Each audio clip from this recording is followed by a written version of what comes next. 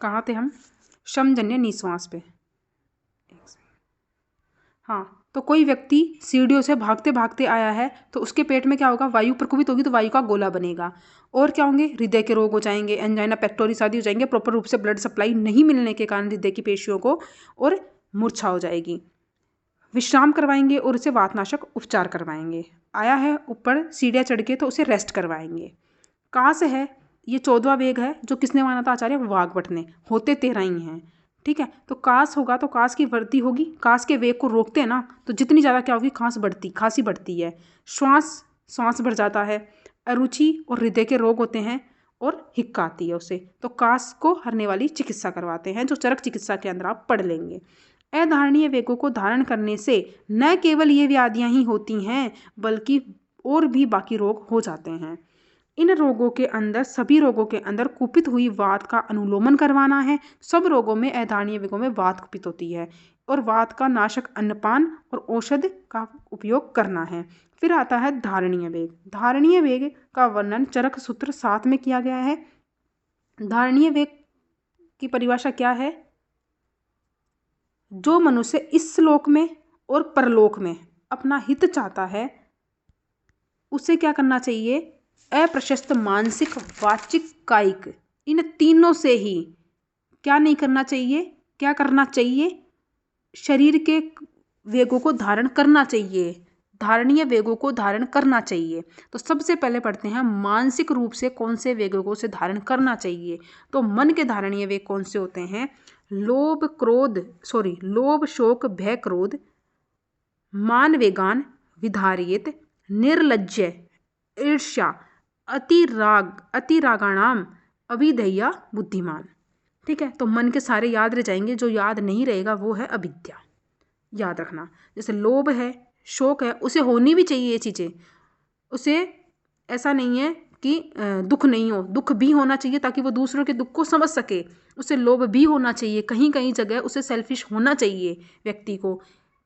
कभी कभी उसे डर भी लगना चाहिए, क्रोध भी आना चाहिए। हमेशा से ही हैप्पी बन के नहीं रहना चाहिए, गुस्सा करने वाली जगह गुस्सा भी आना चाहिए।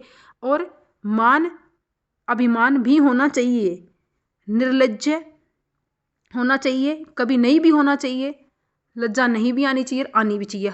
वो अपनी अपनी जगह स्थिति मेंटेन, मतलब कि देखा जाता है आसपास का माहौल उस हिसाब से। ईर्ष्या, अति राग, अधिक प्रेम होना भी चाहिए, नहीं भी होना चाहिए।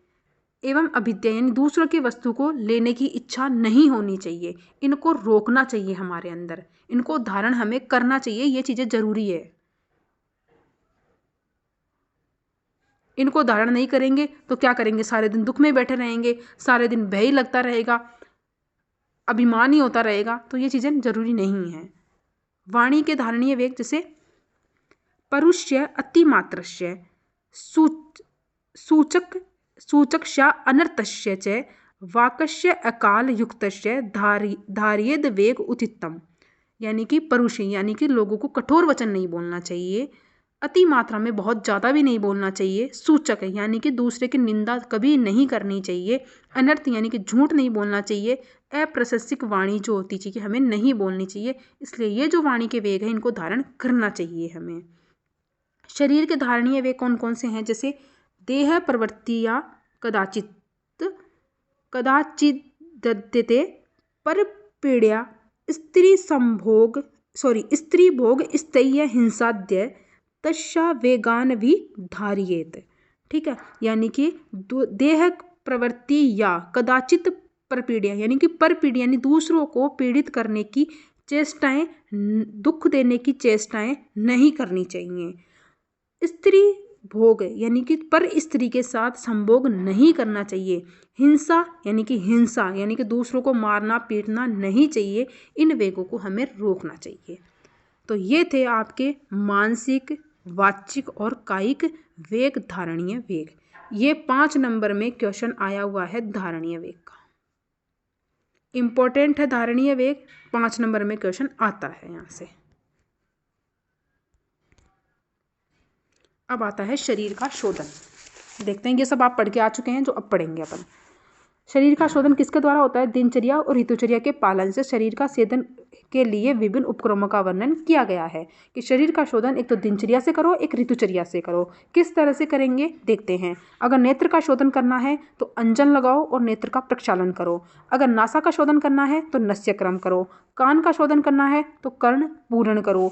मुख का शोधन करना है अगर हमें तो गंडूष, कवल और मुख का प्रक्षालन करो। दांत का शोधन करना है तो दंत धावन दातोन करना चाहिए। जीवा का शोधन करने के लिए हमने पढ़ी जीवा निर्लेखनी पढ़ी दिनचर्या अध्याय में। मल द्वार का शोधन करने के लिए मल की त्याग की विधि भी पढ़ी थी हमने तो, और मल शोधन विधि है।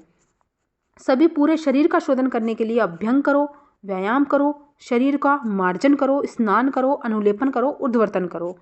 ऋतुचर्या के पालन हेतु क्या क्या है कि शिशिर और वसंत में क्या होती है? वात बढ़ती है, एनवायरमेंटल रुष्क रहता है, वायु रुष्क रहती है, शीतकाल की ऋतु है, इसलिए क्या करते हैं? अभ्यंग करते हैं, स्वेदन करते हैं, व्यायाम करते हैं, उत्सादन करते हैं और शिरोभ्यंग करते हैं। वसंत ऋतु के अंदर क्या करते हैं? मेन क्रम है वमन करवाते हैं, व्यायाम करते हैं, उत्सादन करते हैं, गंडूष और कवल धारण करते हैं। ग्रीष्म ऋतु के अंदर शीतल जल से स्नान करते हैं, शीतल जल का पान करते हैं, लेकिन अपन यहाँ पे शोधन पढ़ रहे हैं तो शीतल जल से स्नान लिखेंगे। वर्षा के अंदर क्या करते हैं? वर्षा ऋतु के अंदर बस्ती देते हैं, स्नान करते हैं, उद्वर्तन है और प्रग्रषण करते हैं। शरद ऋतु के अंदर विरेचन करवाते हैं और रक्तमोक्षण करवाते हैं। तो ये थी ऋतुचर्या और दिनचर्या से क्या पढ़ा हमने? शरीर का शोधन पढ़ा। उपयुक्त शोधन विधियों से शरीर के अंतर्गत प्रकुपित दोष और मल को बाहर निकाला जाता है। पढ़ा हमने ममन है, व्यवस्थी है और विरेचन है, इनके द्वारा बाहर निकाला जाता है। इनका उपयोग से स्वस्थ व्यक्ति के स्वास्थ्य की रक्षा के हेतु बताया और रोगी के उपचार हेतु जो शोधन प्रयोग किए जाते हैं उसे पंचकर्म कहते हैं। सीधी सी बात है। पंचकर्म के अंदर एक तो चरक ने बताए हैं, एक सुश्रुत ने बताए हैं, और सुश्रुत ने बताए हैं वही वाग्भट ने बताए हैं। पंचकर्म में आचार्य चरक ने बताए हैं कि पंचकर्म में 5 प्रोसेस आते हैं: वमन, विरेचन, आस्थापन, अनुवासन और नस्य। वहीं आचार्य सुश्रुत और वाग्भट दोनों ने बताए हैं कि वमन आता है, विरेचन, आस्थापन और अनुवासन की जगह उन्होंने माना है रक्तमोक्षण, और बाकी चारों सेम माने हैं। ये था आपका रोगाणुत्पादीय अध्याय। उसके बाद इसी चैप्टर के अंदर चल रहा है सब कुछ। हम पढ़ते हैं रसायन। यहाँ से क्वेश्चन आता है, इम्पोर्टेंट रसायन क्या आता है वो भी बताऊंगी, और कितने नंबर का आता है वो भी बता दूंगी। पहली बात तो ये है कि 2 नंबर में क्वेश्चन आता है तो परिभाषा पूछता है, तो ये परिभाषा लिख के आनी है आपको 2 नंबर में। तो 5 नंबर में आगे का मैटर है, इसके जस्ट नेक्स्ट वाला पेज आएगा उसमें आएगा। तो रसायन की निरुक्ति, रसायन क्या होता है वो पढ़ते हैं। भेषज आश्रितानाम रस वीर्य विपाक प्रभाव परम आयु बल वीर्याणाम व्यय स्थैर्य कराणाम अयन लाभोपायो रसायनम। ये सुश्रुत ने सूत्र स्थान 1 में लिखी है। इसमें बताया गया है कि औषधि के अंदर आश्रित रस, वीर्य, विपाक और प्रभाव ये क्या करते हैं? इनको हम हमारे शरीर के अंदर आत्मसात जब कर लेते हैं तो ये क्या करते हैं? मनुष्य के शरीर की आयु, बल, वीर्य और व्यय इनको बढ़ाने वाले होते हैं, और इस लाभ को कराने वाले जो उपाय हैं वह उपाय जो मनुष्य की आयु को बढ़ाए, वो उपाय जो उसके बल को बढ़ाए, वो उपाय जो उसके वीर्य को बढ़ाए, उसकी आयु व्यय को बढ़ाए, व्यय को स्थापित करके रखे, उसे रसायन कहते हैं। ठीक है। उसके बाद पढ़ते हैं रसायन की परिभाषा अकॉर्डिंग टू चरक चिकित्सा में क्या लिखी है। देखो, दीर्घ आयु स्मृति मेधा आरोग्य तरुणम व्यय है। ये कोटेशन याद होना चाहिए आपको। प्रभावरण सवरो उदार्य देह इंद्रिय बलपरम वाक सिद्धि प्रणीति कांति लब्धे न रसायनात् लाभोपायो ही शस्तानाम रसादीनाम रसायनम। यानी कि जिन द्रव्यों के सेवन से दीर्घायु प्राप्त होती है, स्मरण शक्ति हमारी तेज होती है, मेधा प्राप्त होती है, आरोग्य प्राप्त होता है, तरुण अवस्था हमारी लंबे टाइम तक बनी रहती है, यानी कि बुढ़ापा देर से आता है, जरा अवस्था देर से आती है, और आयु क्या करती है? बनी रहती है। मतलब कि व्यय का स्थापित, यानी कि जिस आयु में हो, ऐसा नहीं वो आयु ठहर जाएगी, मतलब कि स्थापित रहेगी, यानी कि आप 50 के होगे तो भी आप 50 के नहीं लगोगे, ऐसे है। चेहरे की चमक बनी रहती है, वर्ण बना रहता है, स्वर जो होता है ना वाणी वो उदार होती है, यानी कि ठोस होती है, जो बोलते हैं उसमें मंद नहीं होती। जैसे जैसे हमारी व्यय कम बढ़ती जाती है, हमारी जो वाणी है वो मंद होती जाती है। जैसे बूढ़े लोग जो होते हैं उनकी बोली में इतनी उत्साह नहीं होता, इतना तेज नहीं होता, तो वो चीज़ नहीं होगी अगर रसायन का सेवन किया है तो।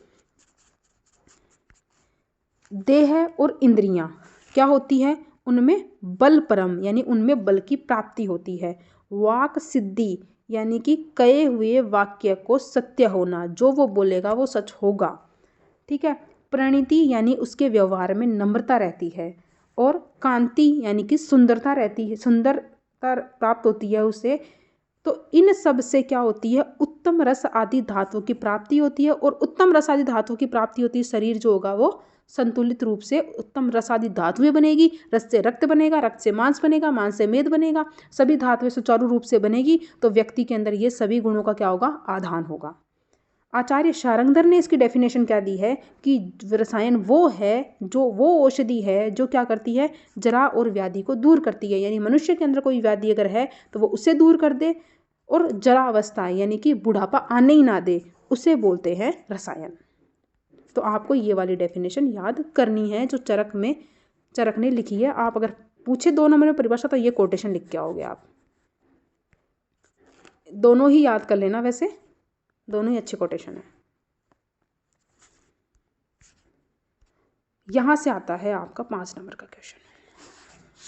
2 नंबर में कैसे आता है, 2 नंबर में ये आता है, प्रयोग विधि के अनुसार रसायन के कितने भेद हैं, उद्देश्य के अनुसार रसायन के कितने भेद हैं, ये 2 नंबर में आएगा। अगर रसायन द्रव्यों का वर्गीकरण आ गया तो वो 5 नंबर में लिख के आओगे आप पूरा, ठीक है।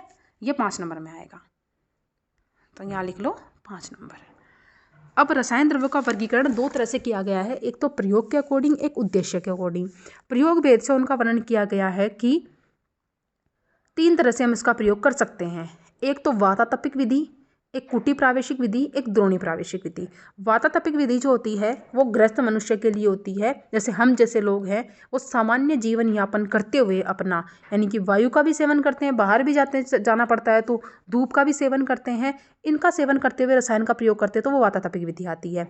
लेकिन कुटी प्रावेशिक एक त्रिगर्भा कुटी बनी हुई होती है, जो पहले के आचार्य बनाते थे, उसके अंदर रहते हुए उस व्यक्ति को उसके अंदर प्रवेश करवा दिया जाता था। उसकी जो ज़रूरत की सामग्री थी वो उसी में है, उसको उसी में रहना है, चाहे 6 महीने चाहे कितना भी उनका जो स्पेसिफिक टाइम होता है, उस टाइम पीरियड के लिए उसको उसी में निवास करना है। और किसका सेवन करना है, इन सब का रसायन द्रव्यों का सेवन उसे करवाया जाता था। तो उसे इसमें त्रिगर्भा कुटी में संशोधन के बाद में उस व्यक्ति का संशोधन करवाया जाता है। उसके बाद में एक निश्चित समय, लिमिटेड टाइम होता है, उसके अंदर रहना है और उसी के अंदर रहते हुए रसायन द्रव्यों का सेवन करना है, तो उसे बोलते हैं कुटी प्रावेशिक विधि। इसका जो लाभ होता है ना वो वातातपिक विधि से ज़्यादा होता है। फिर आती है द्रोणी प्रावेशिक, एक विशिष्ट प्रकार की नाव बनाई जाती है, नौका बनाई जाती है, उसके अंदर व्यक्ति को रखा जाता है और रसायन का सेवन करवाया जाता है। यह साधारण मनुष्य के लिए नहीं होता है, ये जो योगी व्यक्ति होता है जिसे दिव्य शक्ति प्राप्त करनी है, जिसे ईश्वरीय शक्ति प्राप्त करनी होती है, उसके लिए ये होती है। ये था आपका प्रयोग विधि के अकॉर्डिंग रसायन द्रव्यों का वर्गीकरण। अब है उद्देश्य के अकॉर्डिंग रसायन द्रव्यों का वर्गीकरण। तो उद्देश्य के अकॉर्डिंग रसायन 3 प्रकार के होते हैं, हमारे 3 उद्देश्य होते हैं। किसी का उद्देश्य है कि उसे अपनी मेधा बढ़ानी है, उसे अपनी आयु बढ़ानी है, तो किसी का उद्देश्य है कि मुझे मेरे रोग को ठीक करना है, और किसी का उद्देश्य है कि मुझे मेरे ओज को बढ़ाना है। तो इस तरह से उद्देश्य के हिसाब से रसायन 3 प्रकार का है। एक तो काम्य रसायन, ये क्वेश्चन आया हुआ है 2 नंबर में, याद रखना। नैमित्तिक रसायन और एक आजसर्किक रसायन। काम्य रसायन जो होती हैं ये किसके लिए होता है, व्यय को स्थापित करने के लिए। फिर काम्य रसायन का फर्दर डिवाइडेशन है 3 में, प्राण काम्य, मेधा काम्य और श्री काम्य। प्राणों की अगर कोई कामना करता है तो सीधा सा नाम में ही आ रहा है प्राणों के लिए, तो आयु बढ़ाने के लिए। प्राण किससे बढ़ेंगे, आयु से बढ़ेंगे, तो आयु बढ़ाने के लिए। मेधा काम्य, मेधा यानी कि रसायन, तो मेधा शक्ति बढ़ाने के लिए। श्री काम्य, तो श्री से जैसे कि श्री काम्य, तो किससे, कांति बढ़ाने के लिए, चेहरे की सुंदरता बढ़ाने के लिए। ठीक है, तो ये थे। तो मेधा रसायन में शंख पुष्पी हुई, मंडूक पर्णी हुई, ब्राह्मी हुई, इनका सेवन आप कर सकते हैं। मधुयष्टि हुई, गुड़ुचि हुई, ये सब आ जाएंगे। नैमित्तिक रसायन के अंदर रोगों की चिकित्सा के लिए जिन रसायन का सेवन किया जाता है उसे नैमित्तिक रसायन कहते हैं। जैसे कि प्रमेय के अंदर शिलाजितु का उपयोग करते हैं, कुष्ठ में भल्लातक का उपयोग करते हैं, और श्वास में अगस्त्य रसायन का उपयोग हम करते हैं। आजस्त्रिक रसायन जो होता है उसका उपयोग क्या करते हैं, नित्य प्रयोग करने से ओजवर्धक आहार विहार का सेवन करना। जैसे दूध और घृत का नित्य सेवन करो। क्यों? क्योंकि इससे क्या होगा, ओज बढ़ेगा, शुक्र बढ़ेगा। तो ये थे आपका रसायन का वर्गीकरण। आज का लास्ट टॉपिक है, ये पढ़ा दिया। ठीक है, रसायन द्रव्यों की क्रियाविधि, किस तरह से कार्य करते हैं रसायन द्रव्य, वो देख लेते हैं एक बार। उसके बाद अष्टनिंदनीय पुरुष वो कल की क्लास में देखते हैं। रसायन द्रव्य शारीरिक यानी कि ओज और शारीरिक तो क्या हुआ, ओज, मानसिक बल, इन दोनों को क्या करते हैं, बढ़ाते हैं। ये दोनों बढ़ेंगे तो इनसे क्या होगा, रोगों से लड़ने की क्षमता बढ़ेगी, तो व्याधि क्षमता में वृद्धि होती है। इस प्रकार व्यक्ति क्या करता है, रोग से बचकर क्या करता है, स्वस्थ रहता है। अब यह कार्य निम्न तरीके से होता है। किस तरह से स्वस्थ रहता है कि रसायन द्रव्य के सेवन करने से क्या होगे, रस आदि धातुएं जो होंगी वो प्रॉपर रूप से बनेंगी, और प्रॉपर रूप से बनेंगी तो उनका क्या होगा, सार भाग क्या बनता है, ओज बनता है। तो उससे क्या होती है, व्याधि क्षमत्व बढ़ता है। जैसे दूध और घृत, जैसे ओज स्रगिक रसायन पढ़ा था हमने, दूध और घृत से नित्य सेवन करने से ओज बढ़ता है। तो उसके द्वारा नित्य अगर रसायन का सेवन किया जाता है उससे क्या होगी, जठराग्नि, धात्वाग्नि और भूताग्नि, इन सभी की क्या होती है, तीनों की वृद्धि होती है। वृद्धि होती है तो ये क्या होगी, इन तीनों की वृद्धि होगी तो जो भी खाया पूरी तरह से जिसका पाचन होगा, जो भी हम सेवन कर रहे हैं, रसायन सेवन कर रहे हैं, उससे क्या होगा, शरीर का पोषण सही से होगा। हर एक डिमांड जो बॉडी की है, जो भी विटामिन चाहिए, जो भी मिनरल्स चाहिए, जो भी प्रोटीन हमें चाहिए, एसेंशियल प्रोटीन है जो हमें बाहर से लेनी है, जो भी फैट है हमें बाहर से लेने, वो टाइम टू टाइम इसको मिलते रहेंगे, ये एब्जॉर्ब करते रहेंगे। जो जीआईटी में जो भी आएगा, ये अपने अपने चैनल्स यहाँ बैठे रहते हैं, ये ले लेते हैं अपने अपने, जो भी इनको चाहिए होता है वो यहाँ से बह रहा है वो ये ले लेंगे। ठीक है, तो उससे क्या होगा, पाचन ठीक से होगा। जैसे पिपली रसायन है, स्रोतों का शोधन करता है। स्रोतस अगर रुके हुए हैं यहाँ पे तो उनका क्या कर देगा, शोधन कर देगा।